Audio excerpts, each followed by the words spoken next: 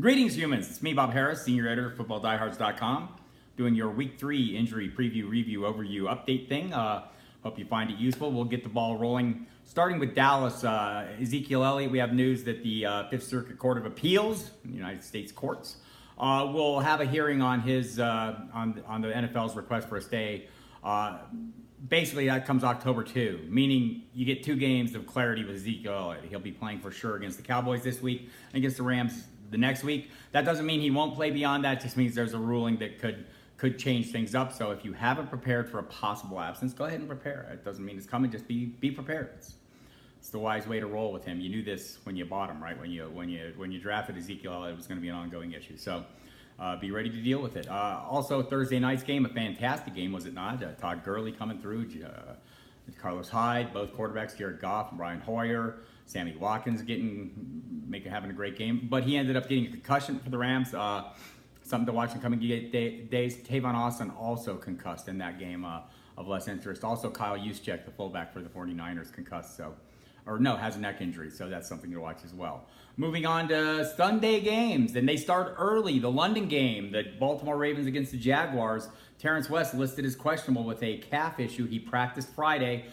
Seems like he'll play. Can he put in a full game? Buck Allen owners want to know.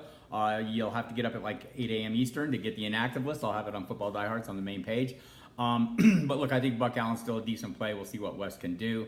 But not a lot to play. Michael Campanaro also questionable. Max Williams questionable as well in that one. Jalen Strong on the other side of the ball signed with the Jaguars this week. Did not make the trip to London.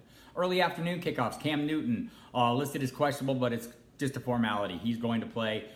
He was limited in practice all week. For whatever reason, the Panthers feel compelled to follow the letter of the law on that if a player's limited for a certain amount of time. They list him as questionable, and that's Cam, but he's going to play. Ron Rivera said as much. Kelvin Benjamin off the injury report, had rib and knee issues early in the week. Practiced fully on Friday, good to go. It's a great matchup, right?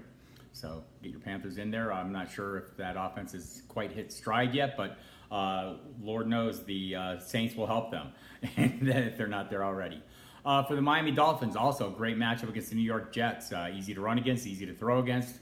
What more could you ask for? Well, J.J. is questionable with a knee issue. Devontae Parker questionable with an ankle. Jarvis Landry questionable with a knee. Damian Williams also questionable with a rib injury. But the big three, Ajayi, Parker, and Landry, all expected to play.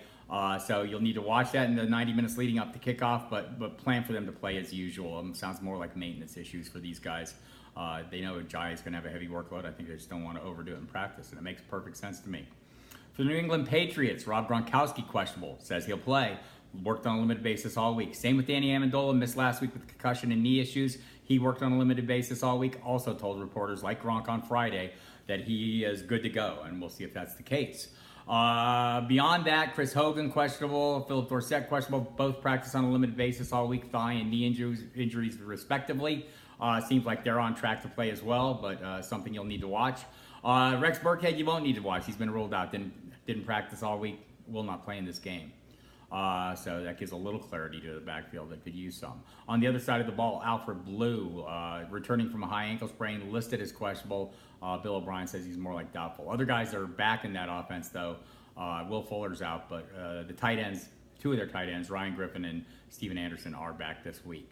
The Indianapolis Colts, Andrew Luck, still no idea when he's coming back, other than it won't be this week. And he still hasn't practiced. This is getting worse than people. They took him off PUP. The expectation would he play by week 6. I don't know if that's still the expectation. I mean, he hasn't worked all offseason. He hasn't practiced yet this year. Jacoby Brissett will continue to start. I love Jack Doyle in this game, though, against the Browns. With Brissett starting, read my weekly DFS 3 and out column, and you'll see why. Marlon Mack also ruled out of this game, as has been Chester Rogers, a wide receiver. Kamar Aiken listed as questionable. With Mack down this week, they promoted Matt Jones, the former Redskins running back, from the practice squad. Still seems likely that Frank Gore and Robert Turbin will be the primary running weapons, but we'll see if Matt Jones can inject himself in the mix. It'll be interesting to watch. The other side of the ball, Sammy Coates listed as doubtful. He will not contribute to a receiving core that now will be led by Rashard Higgins, last week's darling, the waiver wire pickup everyone wanted to make. 11 targets last week and made the most of them, and seems like he'll continue to do the same. Ricardo Lewis will still be a factor. Kenny Britt, Hugh Jackson challenged Britt to step up, and he's been a major bust for both Browns and fantasy owners, and maybe he can do that for Deshaun Kaiser. Isaiah Crowell also asking for the ball more. So is Mike Wallace, by the way, wants more catches for the Ravens. So a lot of guys demanding the ball right now, and that's always a good thing, right? Dwayne Washington for the Detroit Lions ruled out. Good game for running backs who can catch the ball. Theo Riddick and fits that bill. Amir Abdul also fits that bill. Think back 2 weeks ago, Tariq Cohen ripped the Falcons. Last week, Ty Montgomery took them to task, and this dates back to last year. So some interesting plays there for the Detroit running backs as well. Zach Zenner could step up, but I don't think you want to go beyond that. For the Philadelphia Eagles, Torrey Smith added the injury report as questionable due to illness on Friday. We'll see if he can make it onto the field. Hasn't been a big threat, but the other side of the ball, the news is good. Evan Ingram off the injury report, had a concussion. He was cleared on Friday, so he's off the injury report. Bigger news, Odell Beckham off the injury report. He was removed on Friday as well. Sounds like he wants more snaps this week, which would not be hard. Didn't get a full load, certainly the week before in his first game back from the ankle sprain he suffered August 21st. But the offense is the problem there. I don't know that Odell Beckham is enough to fix that. They'd have no running game. The pass blocking has been horrible. So Eli Manning is, struggling a little bit. Maybe it can come around. Maybe they change the play caller this week. Maybe Ben McAdoo gives that up. We'll have to see. But right now, Odell Beckham's kind of the only guy you're real interested in, and maybe Ingram as well. So, but both healthy and ready to go. For the Denver Broncos playing at Buffalo, Demaryius Thomas off the injury report. Benny Fowler's the only guy on it. He's listed as questionable after coming off a concussion. Not sure if he'll play or not, but really it's Demaryius Thomas and Emmanuel Sanders are the guys you're interested in there. So there you have it. Late afternoon kickoffs. Jimmy Graham listed as questionable, but practiced fully on Friday. And Pete Carroll says he's going to play. So again, it's a late kickoff. Have some standbys. Have a fallback plan for all these afternoon questionables. But it looks good for him. The offense hasn't been great, though. Again, a lot of offenses playing catch-up still in September. For the Green Bay Packers, Jordy Nelson is listed as questionable, but he's practiced fully so far this week. Not so with Randall Cobb. He's listed as doubtful. Here's the thing about the Packers, though. They don't practice Friday. They practice Saturday, their last practice. So there will be an update. It hasn't come yet. They have not yet practiced as I record this. So watch the main page of the site for any updates from Saturday afternoon. They often upgrade and downgrade players, so don't be surprised if maybe Nelson comes off and Cobb gets downgraded, or they stay the same, whichever. But expect Nelson to play and Cobb not to play. Maybe Geronimo Allison, becomes some interest as a DFS value. Devontae Adams obviously climbs up a little bit if Nelson is not at full speed, so that's of interest. For the Cincinnati Bengals, new offensive coordinator there, Bill Lazor will be without one major weapon and one lesser weapon. Tyler Eifert ruled out back and knee. This is not good, people. Eifert, the back was an issue last year. He's had tendonitis in the knee. Whatever the case, he has been ruled out already. It was quick, and he wasn't seen even on the rehab field on Friday. That's not a good sign for him. John Ross had an illness early in the week. Now it's the knee.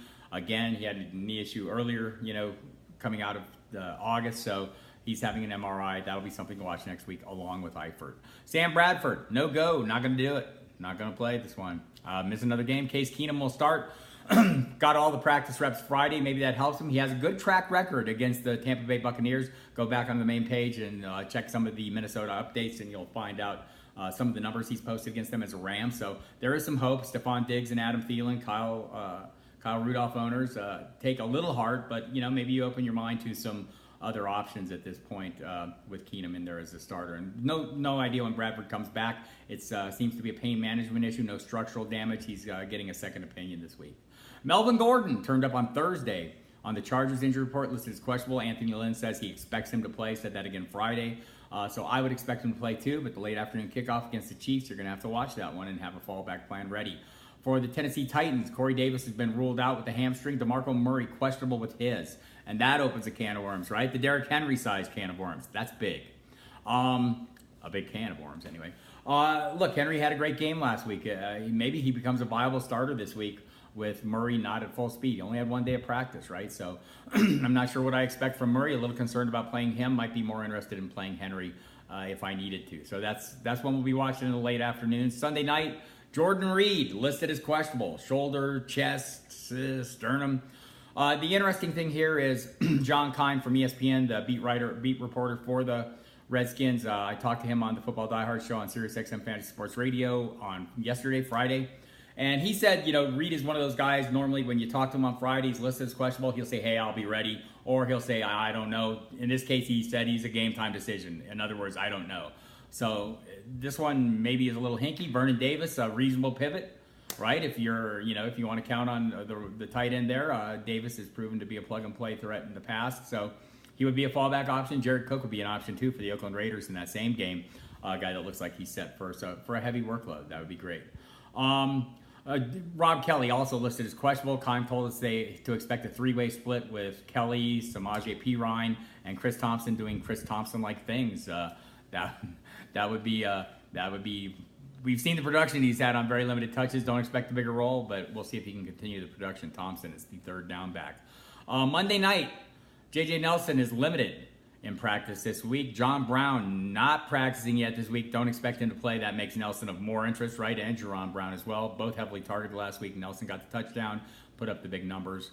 Jermaine Gresham should return, but he's been limited as well this week too. And Terrence Williams limited for the Cowboys. Dak Prescott, he has an ankle injury. Dak Prescott also has an ankle injury. Suffered last week, but he's working fully, it appears, so no issues there. And that's it for the injuries. Be sure to hit the main page of the site. Tons of great content. John Lobb, Jen Ryan, Armando Marsal, Brad Cruz, the entire crew. And get yourself schooled up. Hit the site early on Sunday to get all the inactives as they come in from the NFL and around the league. And good luck this week. Let's get a win.